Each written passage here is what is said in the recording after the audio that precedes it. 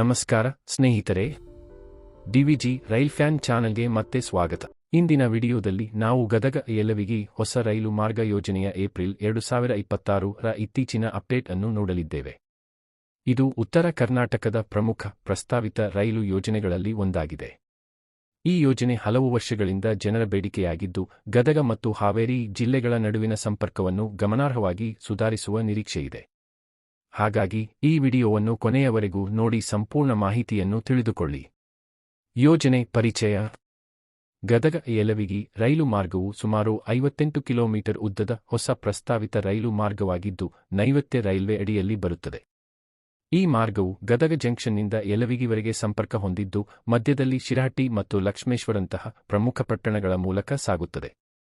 ಈ ಯೋಜನೆ ಮೊದಲು ಸುಮಾರು 2017ರಲ್ಲಿ ಮಂಜೂರಾಯಿತು, ಆದರೆ ಸಮೀಕ್ಷೆ ಮತ್ತು ಅನುಮೋದನೆಗಳಲ್ಲಿ ವಿಳಂಬವಾದ ಕಾರಣ ಪ್ರಗತಿ ನಿಧಾನವಾಗಿದೆ.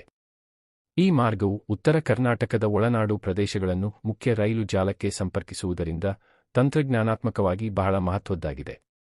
ಯೋಜನೆಯ ಮಹತ್ವ. ಈ ರೈಲು ಮಾರ್ಗ ಪೂರ್ಣಗೊಂಡ ನಂತರ ಗದಗ ಮತ್ತು ಹಾವೇರಿ ಜಿಲ್ಲೆಗಳ ನಡುವಿನ ಸಂಪರ್ಕ ಸುಧಾರಿಸುತ್ತದೆ. ಪ್ರಯಾಣಿಕರ ಪ್ರಯಾಣ ಸಮಯ ಕಡಿಮೆಯಾಗುತ್ತದೆ. ಕೃಷಿ, ವ್ಯಾಪಾರ ಮತ್ತು ಸ್ಥಳೀಯ ಆರ್ಥಿಕತೆಗೆ ಉತ್ತೇಜನ ಸಿಗುತ್ತದೆ. ಶಿಕ್ಷಣ ಮತ್ತು ಆರೋಗ್ಯ ಸೇವೆಗಳ ಪ್ರವೇಶ ಸುಲಭವಾಗುತ್ತದೆ. ಕಿತ್ತೂರು ಕರ್ನಾಟಕ ಮತ್ತು ಕಲ್ಯಾಣ ಕರ್ನಾಟಕ ಪ್ರದೇಶಗಳ ನಡುವಿನ ಸಂಪರ್ಕ ಬಲವಾಗುತ್ತದೆ.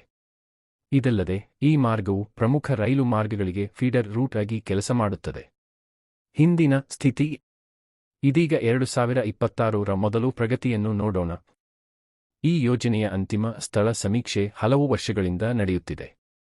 ಡೀಟೈಲ್ ಪ್ರಾಜೆಕ್ಟ್ ರಿಪೋರ್ಟ್ ಅನ್ನು 2025ರ ಅಂತ್ಯದೊಳಗೆ ಸಿದ್ಧಪಡಿಸುವ ನಿರೀಕ್ಷೆ ಇತ್ತು. ಈ ಯೋಜನೆ ಕೇಂದ್ರ ಮತ್ತು ಕರ್ನಾಟಕ ಸರ್ಕಾರಗಳ ನಡುವೆ 50-50 ವೆಚ್ಚ ಹಂಚಿಕೆ ಮಾದರಿಯಲ್ಲಿ ಇದೆ.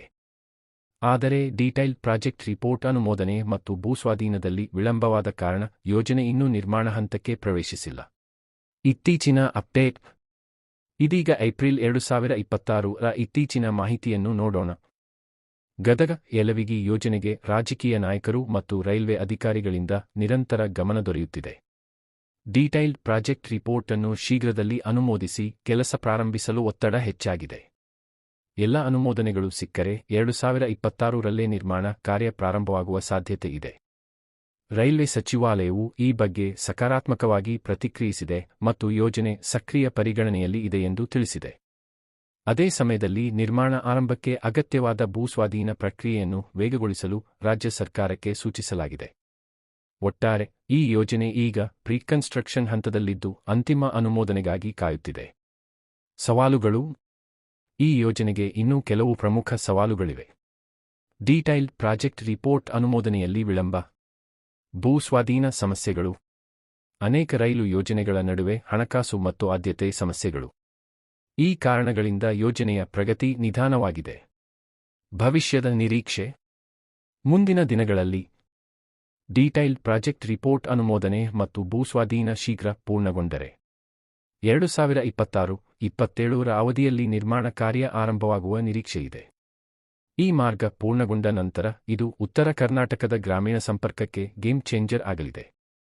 ಹೀಗಾಗಿ ಇದು ಗದಗ ಯಲವಿಗಿ ಹೊಸ ರೈಲು ಮಾರ್ಗ ಯೋಜನೆಯ ಏಪ್ರಿಲ್ 2026ರ ಇತ್ತೀಚಿನ ಅಪ್ಡೇಟ್. ಈ ವಿಡಿಯೋ ನಿಮಗೆ ಇಷ್ಟವಾದರೆ ಲೈಕ್ ಮಾಡಿ, ಶೇರ್ ಮಾಡಿ ಮತ್ತು ಡಿವಿಜಿ ರೈಲ್ ಫ್ಯಾನ್ಗೆ ಸಬ್ಸ್ಕ್ರೈಬ್ ಮಾಡಿ.